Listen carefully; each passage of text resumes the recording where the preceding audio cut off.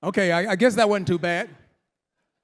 Now, listen, my friends, I served in Afghanistan, and I think I received a warmer welcome from the Taliban and Al Qaeda. So we're going to try this again. We're here to celebrate some amazing patriots today, and America is about to turn 250 years old. And oh, by the way, you're living in the best country on the planet. How are we doing today?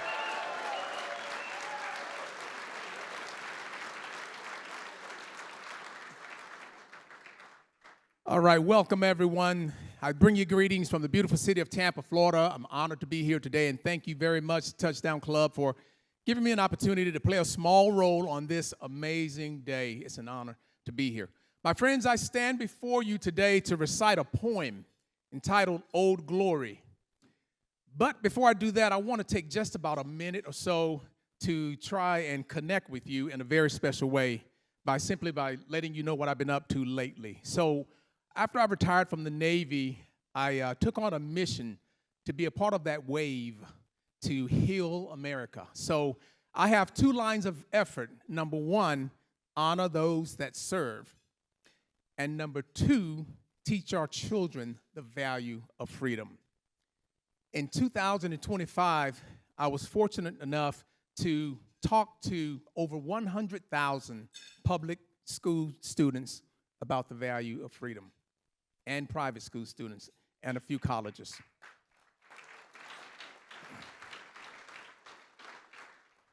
And that includes ages from pre-K, that's 4-year-olds, all the way up through undergraduate and college. And the first school that I spoke to last year was the Naval Academy.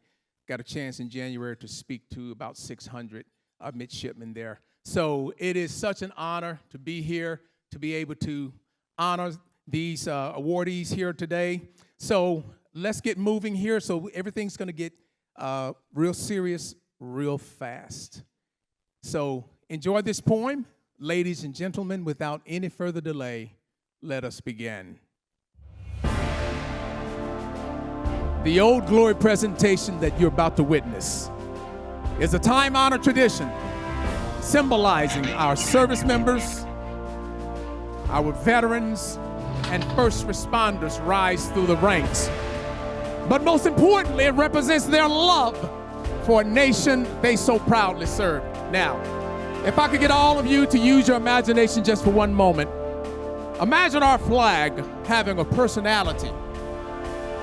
What type of attitude and swagger do you think it would have? Now, imagine a flag having a voice. What exactly would it say to its outstanding service members, to its veterans, to its first responders? What would it say to you? Well, I would like to draw your attention to just one fact. Fact of the matter is, the United States flag is the most recognized symbol in the world for peace and freedom. And my friends, when it comes to freedom, well, freedom is not free. It comes with a price paid for by our prisoners of war, our missing in action. We have over 80,000 missing in action personnel right now, today, by our veterans who have accumulated countless injuries and disabilities, and our outstanding service members who are serving around the globe in defense of our great nation. So let there be no doubt that I believe that if this flag could speak, it would say, I am the flag of the United States of America, but my name is Old Glory. I fly atop the world's tallest buildings, and I stand watch in America's halls of justice. I fly majestically across the great institutions of learning, and I stand guard with the greatest military power in the world. Look up and see me. I stand for peace and truth, honor and justice. I stand for freedom. I am confident, I am brave, I am proud, and I am ready. When I'm flown with my fellow banners, my head is held a little higher, and my colors are a little truer.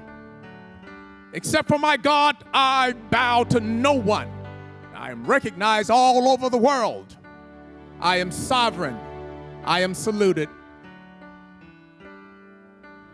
I am respected, honored. I am loved. And yet I am feared. I have fought in every battle of every war for more than 200 years. Some of these battles include Gettysburg, Shiloh, Appomattox, San Juan Hill, the trenches of France, the Argonne Forest, Anzio, Rome, the beaches of Normandy, Guam, Okinawa, Korea, Quezon, Saigon, Vietnam, Afghanistan, Iraq, Kuwait, and Syria, and scores of other places long forgotten by all, except those who were there with me. I know because I was there.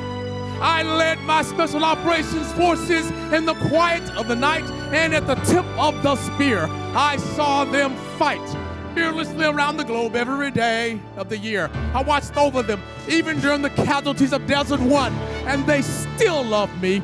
I was on a small hill, Iwo Jima. I was dirty, battle-worn, and tired. But my soldiers, sailors, airmen, Coast Guardsmen, these Marines, they all cheered me, and I was so very proud. I was at Ground Zero in New York City on September the 11th as cowardly fanatics attacked America. I was raised from the ashes of once proud buildings by brave firefighters and police. These were heroes who risked their lives to save others, showing all that America, although bloody, will never be beaten, because those who destroy me cannot win. For I am the symbol of freedom, of one nation under God, indivisible, with liberty and justice for all. I have been soiled, burned, torn, and trampled on in the streets of my own country. And when it is done by those whom I have served with in battle, that hurts. But hear me today when I say, I will overcome because I am strong. I have slipped the surely bounds of earth, and from my vantage point on the moon, I stand watch over the uncharted new frontiers of space. And I have been that silent witness to all of America's finest hours. But my finest hour comes when these stripes are torn into strips to be used as bandages to cover the wounds of my fellow comrades. And also when I fly at half-staff to honor my soldiers, sailors, airmen, Coast Guardsmen, Marines, Guardians, and first responders. But most importantly, when I'm placed into the trembling arms of a grieving mother at the gravesite of her fallen son or daughter. I am so very proud. My name is Old Glory. Long may I wave, dear God. Long may I wave. Thank you.